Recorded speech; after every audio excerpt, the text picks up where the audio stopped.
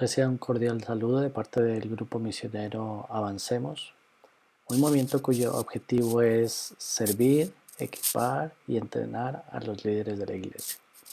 Mi nombre es Gilberto Díaz y en esta oportunidad tengo el gusto de presentarles la clase de escatología. Antes de dar inicio a este curso, debo decir que entre los objetivos que más adelante estaremos enumerando se encuentra en un sentido el siguiente. No pretendemos abordar completamente todo lo referente al estudio de esta materia, sino dejar de una manera resumida lo que encierra el estudio de las últimas cosas. Veremos una serie de posiciones teológicas, las cuales cada uno de nosotros deberá asumir, de acuerdo a su trasfondo cultural, al trasfondo doctrinal, al trasfondo religioso, y además de las posturas que pueda tener la Iglesia al respecto. La escatología debe ser vista de alguna manera objetivamente para no entrar en debates, controversias y discusiones que lo que podrían hacer es separarnos y perdamos la unidad y el amor de Cristo entre nosotros. En la antigüedad los padres de la iglesia, los que fueron llamados de esta manera, los primeros padres de la iglesia, fueron muy estudiosos, temerosos de Dios y dedicaron mucho tiempo al estudio de las escrituras. Y aun ellos, en medio de todo ese estudio, no lograron ponerse de acuerdo en cuanto a las apreciaciones que tenían acerca de los tiempos del fin.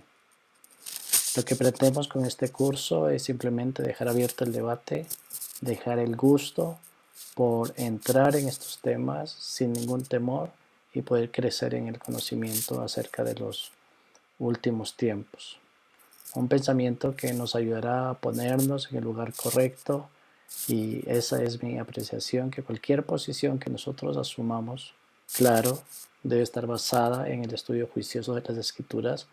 No cambiará la promesa de la eternidad si hemos puesto nuestra fe en nuestro Señor Jesucristo. El que tiene al Hijo, dice la Escritura, tiene la vida. Y Juan 3:16 nos enseña que de tal manera amó Dios al mundo, que ha dado a su Hijo unigénito para que todo aquel que en él cree no se pierda, mas tenga vida eterna. Si la iglesia pasará o no la gran tribulación, no cambia aquello de nuestra eternidad. Si el reinado de 1000 años se da en cualquiera de las interpretaciones que vamos a mirar, no cambiará mi eternidad. Ni siquiera el resultado de los juicios que de una manera general los vamos a mirar, no cambiará mi eternidad. No por eso no es importante el estudio de la escatología. Debemos estar preparados para responder y dar respuestas de nuestra fe. Para dar inicio a este curso, algunas recomendaciones para iniciar nuestra clase. Debe tener su material a la mano. Yo tengo aquí el mío. Debe tener su Biblia y cualquier ayuda que pueda utilizar para este estudio. El título de esta clase y el que estamos mirando aquí en nuestro material, la doctrina de las últimas cosas, la escatología. Vamos a mirar entonces los objetivos de esta clase. El primer objetivo, los cuales están dados de acuerdo a las 5 clases de la cual consta este curso, vamos a considerar la correlación entre la escatología y la historia. Vamos a entender las diferencias entre los métodos de interpretación bíblica, el literal y el alegórico, en cuanto a lo que tiene que ver con la profecía bíblica. Vamos a enunciar y a discutir las más relevantes corrientes de interpretación de la doctrina de las últimas cosas en la historia de la Iglesia. Vamos a estudiar dispensacionalismo y la teología del pacto y su relevancia en la escatología. Y vamos a examinar los textos bíblicos sobre la segunda venida del Señor, lo que se llama la parusia de Cristo. Y vamos a examinar los textos bíblicos acerca de el juicio final. La clase número 1, entonces, comprende la introducción, la escatología y la historia, y el método literal y alegórico. Hemos establecido para esta clase 2 objetivos. El primero es considerar la relación entre la escatología y la historia, y el segundo, entender las diferencias entre los métodos literal y alegórico en la interpretación de la profecía bíblica. Quiero que vayamos a nuestro material y antes de continuar vamos a leer en la introducción algunos pensamientos de algunos autores. Y quiero que me acompañen leyendo el primero, que dice: la escatología no debe ser considerada como algo que se halla solo en los libros del profeta Daniel y Apocalipsis, sino como un aspecto integral de toda la revelación bíblica, como algo que domina y permea el mensaje entero de la Biblia. Hay otro texto que es el tercero. La escatología es la única división de la teología en la cual todas las otras divisiones encuentran su importancia y llegan a su conclusión final. Término. El término escatología. Escato significa último, postrero, y logía significa tratado, discurso, estudio. Así que si unimos las dos palabras que componen este término, el término escatología, siendo una palabra griega, significa estudio de las últimas cosas. Definido el término escatología, que es el estudio o la doctrina de las últimas cosas, responde a las siguientes preguntas. ¿Cuál es la finalidad o el destino final del individuo? ¿Qué pensamos nosotros? ¿Cuál es la finalidad y cuál es el final de la vida del individuo? ¿Cuál es la meta hacia la cual se mueve la raza humana? ¿Simplemente estamos aquí por accidente, por error, solo para vivir y terminar nuestros días simplemente así como estamos? ¿O hay algo más adelante, una eternidad? ¿Hay algo después de la muerte? ¿Perece el hombre con la muerte o entra en un estado de existencia, sea de bendición o perdición? La escatología debe responder a estas preguntas. La escatología es el estudio de eventos escatológicos que representan el clímax de la historia mundial, desde el comienzo hasta su final. ¿Cuál será el clímax? ¿Cuál será el final de toda esta historia en la que nos encontramos? Y la escatología es un término usado para designar la enseñanza de la Escritura concerniente a la consumación final de todas las cosas. Se asume a través de toda la Escritura que la historia es la acción redentora de Dios. Desde el Génesis hasta el Apocalipsis encontramos detalles y enseñanzas acerca de la redención del Señor. Tradicionalmente se ha entendido que la escatología hace referencia a los eventos que aún están por suceder, tanto en relación a la persona, al individuo, como al mundo. Así que podemos hablar de escatología individual, que trata las cuestiones individualmente, como su término lo dice: la muerte física, la inmortalidad del alma, el estado intermedio, el estado entre la muerte y la resurrección general, y la escatología general, la que trata con el regreso de Cristo, la resurrección general, el juicio final y el estado final de la humanidad. Escatología e historia. La escatología está relacionada con la historia. Vamos a mirar tres que están relacionados con la historia. Los propósitos del Señor. En Dios no existen casualidades, existen propósitos. Historia. Dios tiene un propósito y lo ha demostrado a través de toda la historia.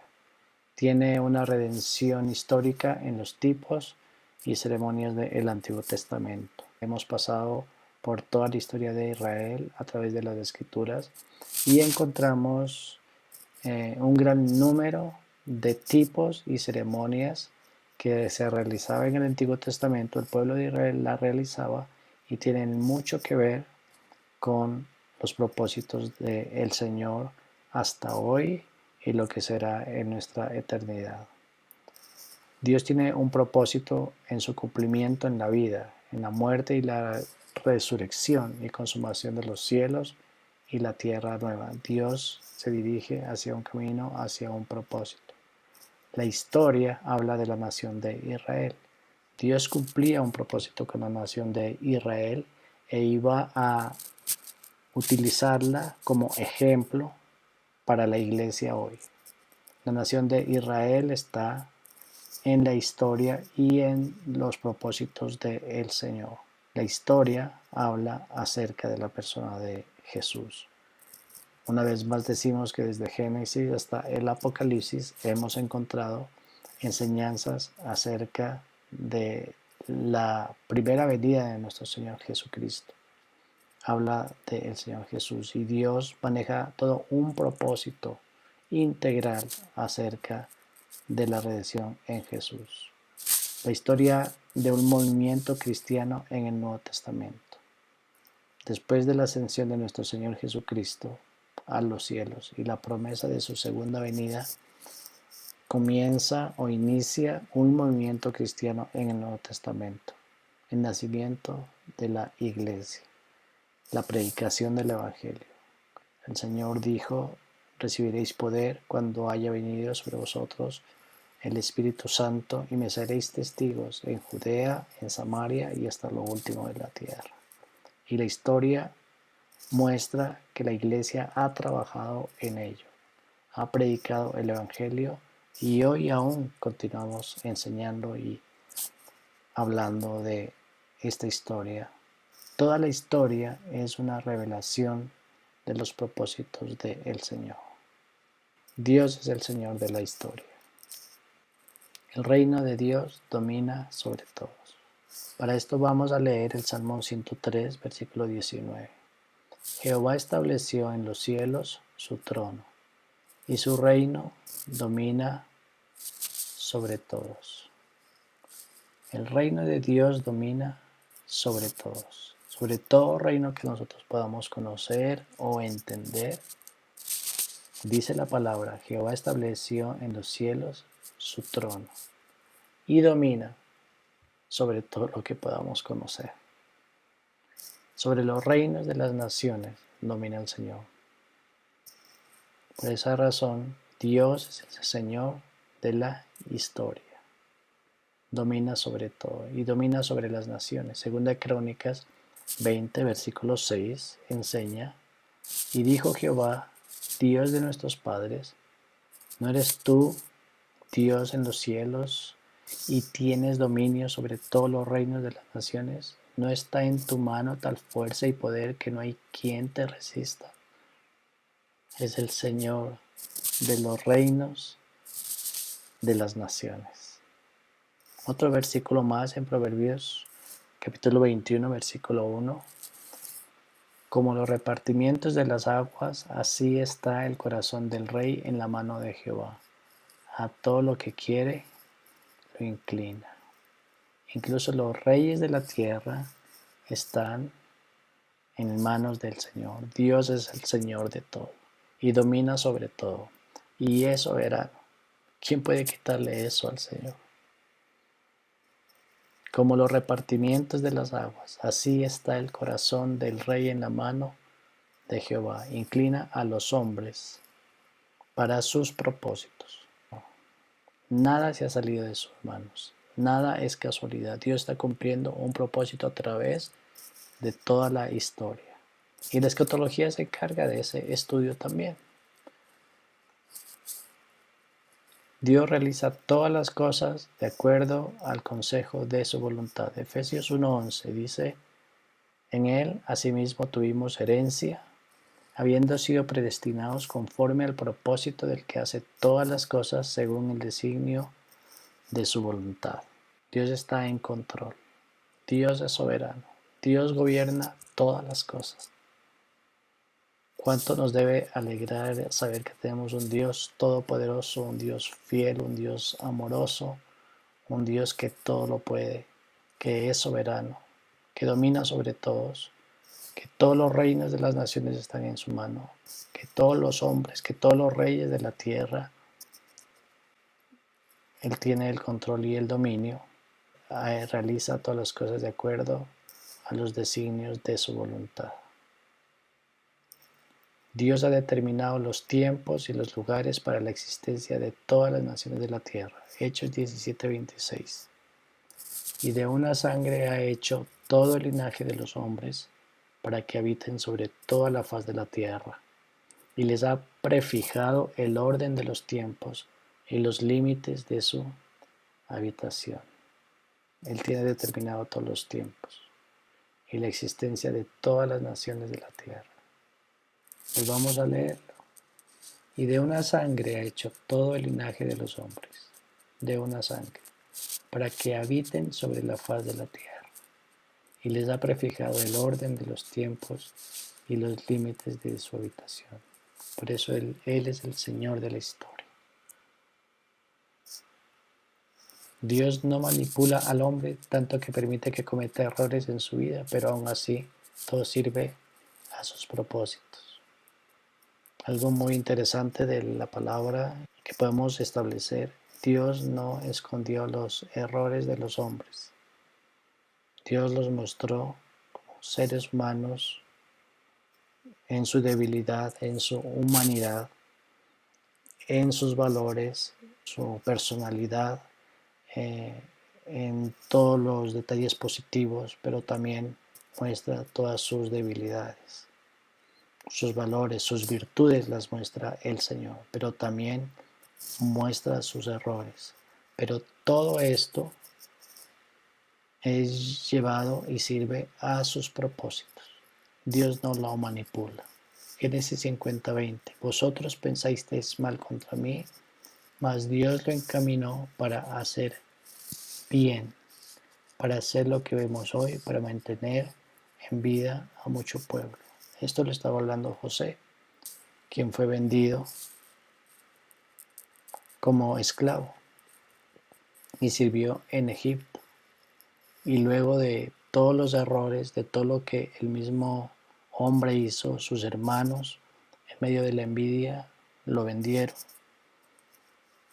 Él entiende y lo establece aquí en Génesis 50:20, que ellos pensaron hacerle mal a José y lo vendieron. Le hicieron creer a su padre que había muerto. Y ellos pensaron hacerle mal. Pero Dios, que es el Señor de todas las cosas, que es el Señor de la historia, lo encaminó para bien, para hacer lo que vemos hoy, para mantener la vida a mucho pueblo. Dios es el Señor y todo lo que sucede, Dios lo encamina para el bien. Así que toda la historia cumple los propósitos soberanos de Dios, tanto para las naciones como para los individuos. Así como Dios trata con nosotros individualmente, también está tratando con toda la humanidad. Isaías 10:12 dice: pero acontecerá que después que el Señor haya acabado toda su obra en el monte de Sión y en Jerusalén, castigará el fruto de la soberbia del corazón del rey de Asiria y la gloria de la altivez de sus ojos. Dios estaba utilizando al rey de Asiria para cumplir un propósito con la nación de Israel. Pero iba a ser hasta el momento que Él lo estableció. Acontecerá que después que el Señor haya acabado toda su obra, que haya cumplido el propósito en el monte de Sión y en Jerusalén, que haya cumplido su propósito con el pueblo de Israel, castigará el fruto de la soberbia del corazón del rey de Asiria. Lo utilizó para un juicio, pero ahora Él va a castigar el fruto de la soberbia del rey de Asiria y la gloria y la altivez de sus ojos. Aunque él no lo entienda, dentro de la omnisciencia, dentro de la omnipotencia, la soberanía de el Señor, ese rey estaba cumpliendo un propósito con el pueblo de Israel, un propósito del Señor. Ahora, el siguiente punto a tener en cuenta en la relación de la escatología y la historia es que Cristo es el centro de la historia. La diferencia primaria entre el Antiguo Testamento y el Nuevo Testamento es el punto medio desde la eternidad al pasado. Cuando decimos de la eternidad al pasado, estamos diciendo que Dios es eterno. Él es desde la eternidad hasta la eternidad. Y la diferencia entre los dos libros es el punto medio. ¿Y cuál es el punto medio? Es la venida de nuestro Señor Jesucristo. Para el creyente del Nuevo Testamento, la venida de Cristo es el punto medio de la historia y su culminación. El suceso central o punto medio es un suceso cumplido y está decidido lo que será el futuro. ¿Cuál fue el suceso central? La venida de nuestro Señor Jesucristo, su nacimiento virginal, su obra de salvación, su resurrección. Es un suceso cumplido y está decidido lo que será el futuro. Él ya lo ha decidido. Simplemente vamos camino hacia ese futuro. La historia completa es dominada por Cristo. Desde Génesis hasta Apocalipsis, y lo seguiremos repitiendo, toda la Biblia encierra la obra de Jesús, la redención del Señor, su consumación, y tendremos la eternidad, todo dominado por el Señor Jesucristo. Según de Corintios 5:19 dice que Dios estaba con Cristo reconciliando consigo al mundo, no tomándoles en cuenta a los hombres sus pecados, y nos encargó a nosotros la palabra de la reconciliación. Se estableció un plan, se estableció un orden, y Dios estaba con Cristo en la obra, juntos trabajando en la historia, reconciliando consigo al mundo para perdonar nuestros pecados. Y ahora Él nos ha encargado esta palabra de reconciliación, llevar esta misma palabra y cumplir con esa historia y ese propósito que el Señor tiene para todas las naciones de la tierra. Cristo ha ganado de una vez y para siempre la victoria de la muerte. Y esto lo encontramos en la historia y está en las Escrituras. Él ganó la batalla, venció al enemigo, venció sobre la muerte porque resucitó. Porque por cuanto la muerte entró por un hombre, también por un hombre la resurrección de los muertos, porque así como en Adán todos mueren, también en Cristo todos serán vivificados. Cristo venció la muerte. Adán trajo la muerte, pero porque el Señor Jesucristo ha venido la resurrección de todos los hombres, todos seremos vivificados. Cristo venció a Satanás. Juan 12:31. Ahora es el juicio de este mundo. Ahora el príncipe de este mundo será echado fuera. Tenemos un enemigo vencido. Simplemente él ahora es el príncipe de este mundo. Pero ya está escrita su derrota, ya está escrito su final. Él ha vencido sobre Satanás. El juicio de este mundo, ahora el príncipe de este mundo será echado fuera. Y eso se cumplirá como dice las Escrituras. Colosenses 2:15, Él ha despojado a los principados y a las potestades y los exhibió públicamente triunfando sobre ellos en la cruz. Cualquier situación fue vencida en la cruz del Calvario. Solo el Cordero es digno de romper los sellos del rollo. Encontramos a Génesis, la redención, el sacrificio para salvación desde Génesis. Llegamos al intermedio, al suceso intermedio que es la venida de nuestro Señor Jesucristo, y ahora vendrá un final. Y solo el Cordero es digno de romper los sellos que se encuentran allí en el Apocalipsis 5, los 7 sellos. ¿Quién es digno de romper los sellos? Nuestro Señor Jesucristo. Desde el comienzo hasta el final es el Señor de la historia. Consideramos entonces ahora el método literal y alegórico en la interpretación de la profecía bíblica. Debemos hacernos esta pregunta: ¿deben los versículos proféticos ser interpretados alegóricamente o literalmente? Esta es una pregunta fundamental, porque de la respuesta que le demos a esta pregunta, eso va a afectar completamente la perspectiva escatológica que yo tenga, o de quien interpreta las Escrituras. Así que este es el lugar para considerar esta pregunta. Método literal, como su nombre lo indica, es una interpretación textual de los libros de la Biblia. Y una alegoría es una simbología de lo que está allí escrito. La escuela de Alejandría, una escuela egipcia que data del año 190 después de Cristo, fue una de las primeras en estudiar el método alegórico y aplicarlo a las escrituras. Las escrituras fueron consistentemente interpretadas de manera no literal, así que buscaron significados ocultos y simbólicos. Lo que no está escrito allí lo buscaron de una manera alegórica. Con esta interpretación se da el surgimiento del amilenialismo. Leen los textos que hablan acerca del milenio y consideran en su interpretación que no es literal.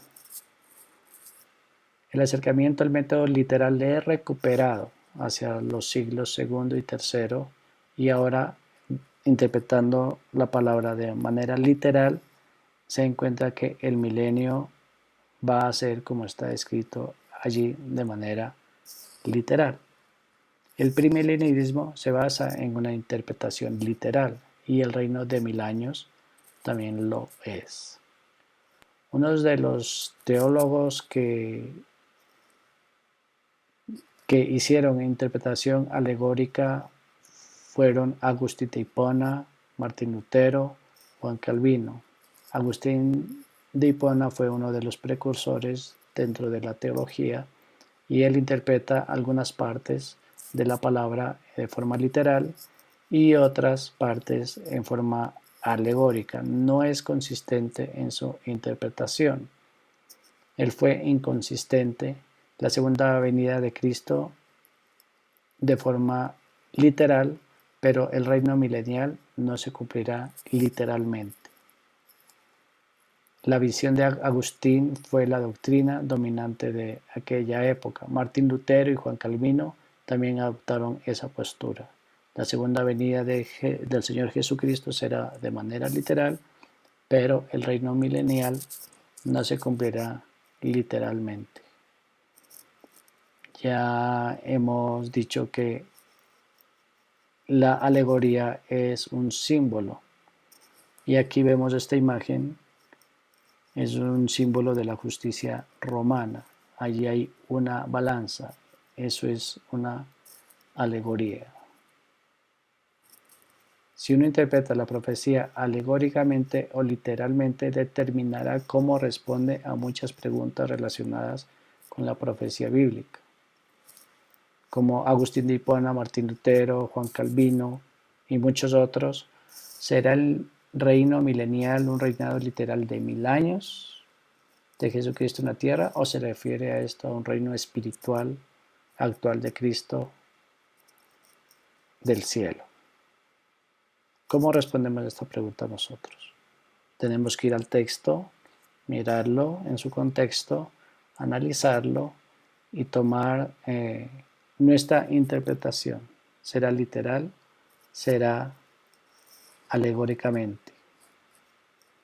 Las promesas del pacto hechas a Israel en los tiempos del Antiguo Testamento, los pactos abrámicos, el davídico, ¿se cumplirán literalmente en Israel o se cumplirán espiritual y alegóricamente en la iglesia? Una vez más, si interpretamos la profecía alegórica o literalmente, eso va a determinar cómo yo respondo a estas preguntas. ¿Qué de las promesas del Señor? ¿Qué de lo que el Señor ha dicho en las Escrituras acerca del pueblo de Israel para el futuro? ¿Qué será de lo que Dios ha dicho acerca de la iglesia en el futuro? ¿Lo tomamos literalmente o lo tomamos alegóricamente? ¿O simplemente es una simbología? Son los diversos juicios mencionados en la escritura profética como ejemplo, como por ejemplo el tribunal de Cristo, el juicio de las naciones, el juicio del gran trono blanco, o estos diversos términos describen un juicio general al final de los tiempos, según una interpretación alegórica. ¿Cómo es esto? Depende de la interpretación que nosotros hagamos de la escritura, tendremos o daremos una conclusión al respecto? ¿Son las distintas resurrecciones en las escrituras proféticas? El arrebatamiento, la primera resurrección, la segunda resurrección y similares distintas resurrecciones desde el punto de vista literal, o estos varios términos se refieren a una resurrección general al final de la era, la perspectiva alegórica. Podemos tomarlo literal o alegóricamente. ¿Cómo lo vamos a hacer nosotros? Ahora, la profecía debe interpretarse literalmente. La palabra literal, como se usa en hermenéutica, la ciencia de la interpretación, proviene del latín sensus literalis, que se refiere a buscar un sentido literal del texto en oposición a un sentido no literal o alegórico de él. Se refiere a la comprensión de un texto que cualquier persona de inteligencia normal obtendría sin usar claves o códigos especiales. No es necesario dar otra interpretación. Nos acercamos al texto como está escrito y lo interpretamos como lo indica. El Salmo 34:15, como ejemplo, dice: los ojos de Jehová están sobre los justos y atentos sus oídos al clamor de ellos. Podemos verlo literalmente. Los ojos de Jehová, el Señor tiene ojos y están sobre los justos y sus oídos atentos al clamor de ellos. Eso es una alegoría, pero no por eso el Señor no nos mira, no por eso el Señor no nos cuida, el Señor no tiene la atención sobre nosotros, es lo que dice el texto. El Señor escucha nuestras oraciones.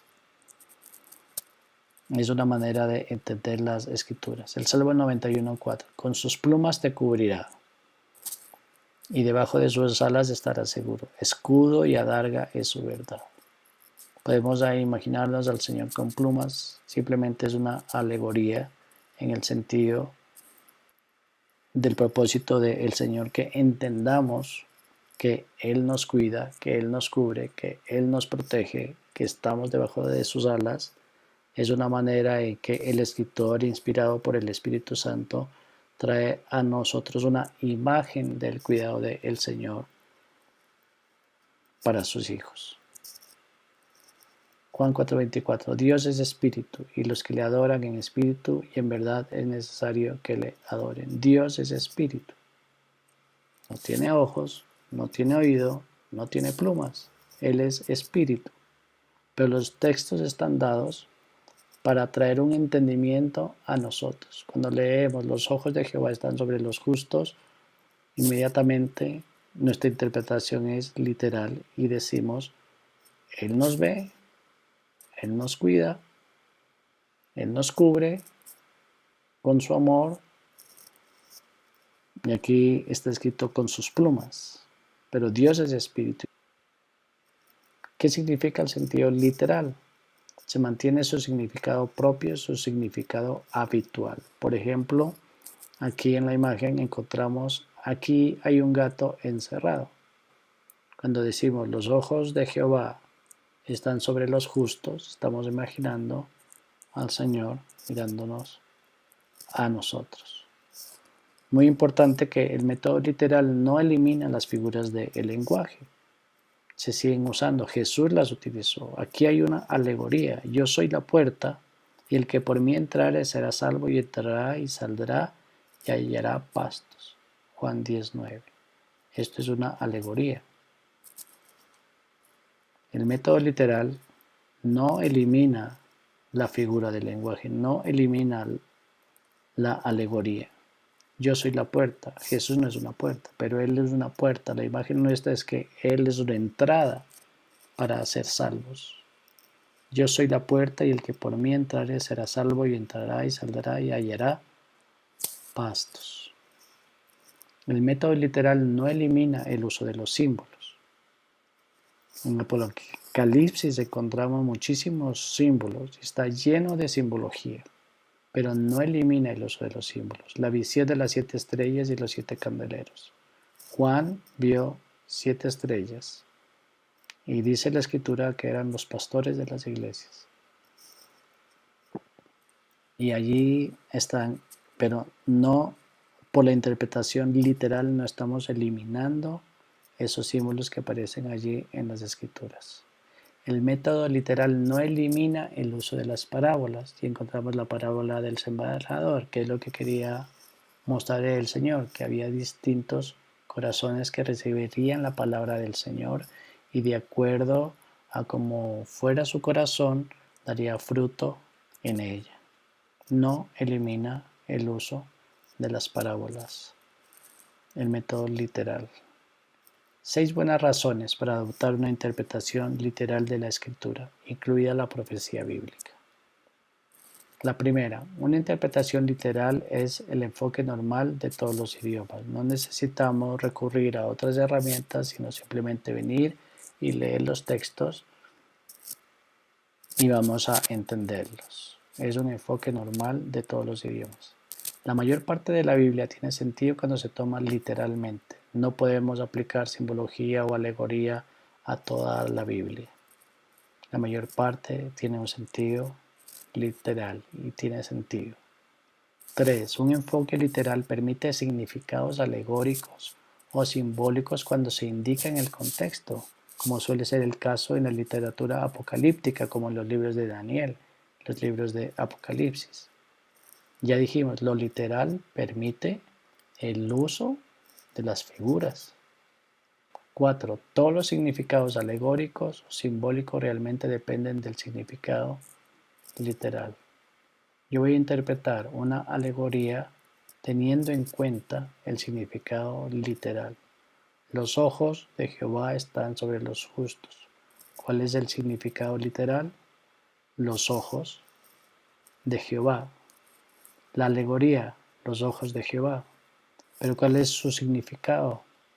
Que Él está mirándonos, que tiene su mirada puesta en cada uno. El método literal es el único control sano y seguro de nuestra imaginación subjetiva. Se dice que si cada persona interpreta de una manera diferente las escrituras, en la manera como lo ve, como se las imagina, la simbología que le quiere dar, pues habrá tantas interpretaciones como personas haya. Así que el método literal es el único control sano y seguro de nuestra imaginación. Y el método literal es el único enfoque que está constantemente en línea con la naturaleza de la inspiración. La idea de que las palabras mismas de las escrituras son inspiradas por Dios, por el contrario, el sistema de espiritualizar las escrituras es una negación tácita de la doctrina de la inspiración verbal y plenaria de las escrituras. Un enfoque literal se confirma en el texto bíblico. El texto bíblico proporciona una serie de confirmaciones de la hermenéutica literal. Por ejemplo, los textos bíblicos posteriores interpretan los anteriores literalmente, como cuando los acontecimientos de la creación en Génesis 1:2 son tomados literalmente por libros posteriores. Vamos a interpretar literalmente las escrituras. Encontramos un texto, ahora tenemos que ir a los textos bíblicos posteriores para ver cómo se interpreta. Si estoy leyendo el Antiguo Testamento, buscaré las referencias que encuentre en el Nuevo Testamento para referirme a lo que encuentro en el Antiguo Testamento. Por ejemplo, en la creación, en Éxodo 20:10 y 11, y lo vamos a leer. Pero el día séptimo es de reposo en honor al Señor tu Dios. No harás en él ningún trabajo, ni tú, ni tu hijo, ni tu hija, ni tu siervo, ni tu criada, ni tu bestia, ni el extranjero que viva dentro de tus ciudades, porque yo el Señor hice en 6 días los cielos y la tierra, el mar y todo lo que hay en ellos, pero reposé en el día séptimo. Por eso yo, el Señor, bendije el día de reposo y lo santifiqué. Es la palabra que encontramos en Génesis. Pero en Mateo, el Señor Jesucristo se refiere al Antiguo Testamento y le respondió, ¿acaso no han leído que al principio el Creador, hombre y mujer los creó? Y agregó, por esto el hombre dejará a su padre y a su madre y se unirá a su mujer y los dos serán un solo ser. Así que ya no son dos, sino un solo ser. Por tanto, lo que Dios ha unido, que no lo separe el hombre. Jesús habló de Adán y Eva. ¿Cómo voy a interpretar Génesis capítulo 1 en la creación, sino viniendo a las Escrituras y viniendo al Nuevo Testamento, Jesús se refiere a ese hecho de la creación del hombre y la mujer. No es una simbología, no es una alegoría la creación, como muchos lo interpretan de esa manera, como el mundo lo quiere hacer ver, que solamente fue una alegoría, fue una manera de imaginarse la creación del mundo. Jesús viene y habla de la creación. Así que podemos interpretar literalmente ese texto que encontramos en el Génesis. Otro ejemplo, 1 Timoteo 2, 13 y 14, porque primero fue formado Adán y después Eva. Y el engañado no fue Adán, sino la mujer que al ser engañada incurrió en transgresión. Tenemos el texto de Mateo, tenemos el texto de Timoteo, que afirman la creación, afirman la existencia de Adán incluso. Adán no fue una figura simplemente, fue un hecho que Adán existió, que Adán fue creado. La caída de Adán y su muerte resultante, Adán y Cristo. Por tanto, como el pecado entró al mundo por un solo hombre, que lo encontramos en la historia, y por medio del pecado entró la muerte, como está establecido, así la muerte pasó a todos los hombres, por cuanto todos pecaron. Antes de la ley ya había pecado en el mundo, y aunque el pecado no se toma en cuenta cuando no hay ley, no obstante la muerte reinó desde Adán hasta Moisés, aun para aquellos que no pecaron del mismo modo que Adán, el cual es figura de aquel que había de venir. Estamos encontrando unos personajes que están en el Antiguo Testamento.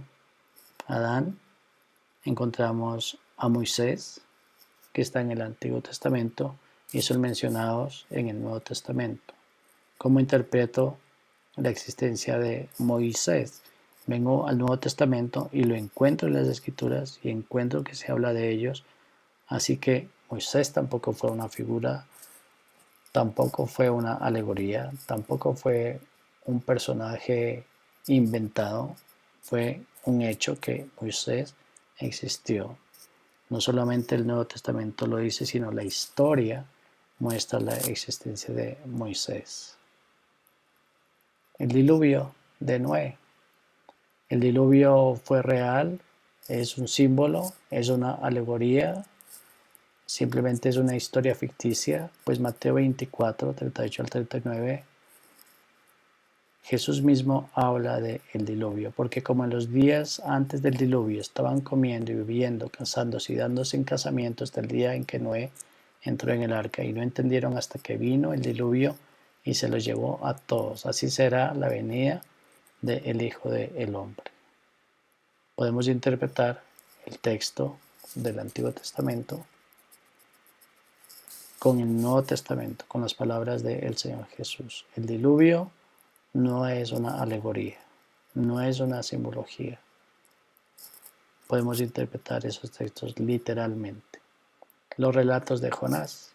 Al hombre natural, al que no entiende las cosas espirituales, le puede parecer una alegoría, le puede parecer una expresión artística, un tema simplemente para traer una enseñanza espiritual. Pero Jonás es real, porque así como Jonás estuvo 3 días y 3 noches en el vientre del gran pez, así también el Hijo del Hombre estará 3 días y 3 noches en el corazón de la tierra. En el juicio los habitantes de Nínive se levantarán contra esta generación y la condenarán porque ellos se arrepintieron por la predicación de Jonás.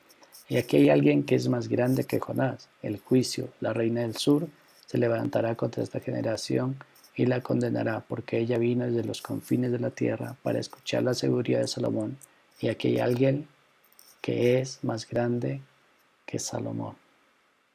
Los relatos de Jonás están en Mateo 12, 40, 42. Venimos e interpretamos el libro de Jonás con las palabras de Jesús de una manera literal. E incluso encontramos a Salomón, personajes históricos de la Biblia. Una vez más, Moisés, hermanos, no quiero que ignoren, a todos nuestros antepasados estuvieron bajo la nube y que todos cruzaron el mar. Todos ellos en unión con Moisés fueron bautizados en la nube y en el mar. También todos ellos comieron el mismo alimento espiritual y todos bebieron la misma bebida espiritual, porque bebían de la roca espiritual que los seguía, la cual era Cristo. Todo esto les sucedió como ejemplo y quedó escrito como advertencia para nosotros, los que vivimos en los últimos tiempos. ¿Cómo vamos a interpretar todos estos hechos del Antiguo Testamento? Venimos al Nuevo Testamento, una historia anterior la traemos con una confirmación posterior por medio de las palabras que encontramos en las Escrituras. Y muchas otras figuras históricas podríamos encontrar en la Biblia, pero creo que con estas queda detallada lo que queremos enseñar acerca de interpretar literalmente las Escrituras. No rechazamos la simbología, no rechazamos las alegorías, pero todo tiene que estar en su contexto y en su lugar, mirado desde el punto de vista literal. Muchas de las predicciones sobre el Mesías se cumplieron literalmente en la primera venida de Jesús. Muchas promesas, muchas profecías bíblicas que aparecen en el Antiguo Testamento, que podrían haber sido una figura, se cumplieron literalmente en Jesús. Eso nos debe llevar a pensar que también mucho de lo que está escrito y que no se ha cumplido, se va a cumplir literalmente también. Podemos pensar el nacimiento virginal de nuestro Señor Jesucristo en un pesebre, en un establo, fue una predicción, pero se cumplió literalmente. Crucificado y resucitado. Isaías 53 habla de la muerte de nuestro Señor Jesucristo, nuestro Cristo sufriente, crucificado y resucitado.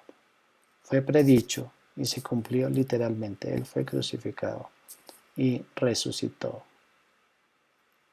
Spurgeon habla en la interpretación de la profecía no cumplida. La profecía cumplida forma el patrón. La forma lógica de descubrir cómo Dios cumplirá la profecía en el futuro es descubrir cómo la descubrió en el pasado.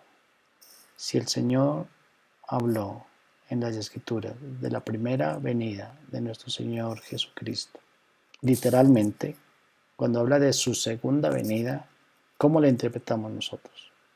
La forma lógica de descubrir cómo la cumplirá es como la cumplió en el pasado.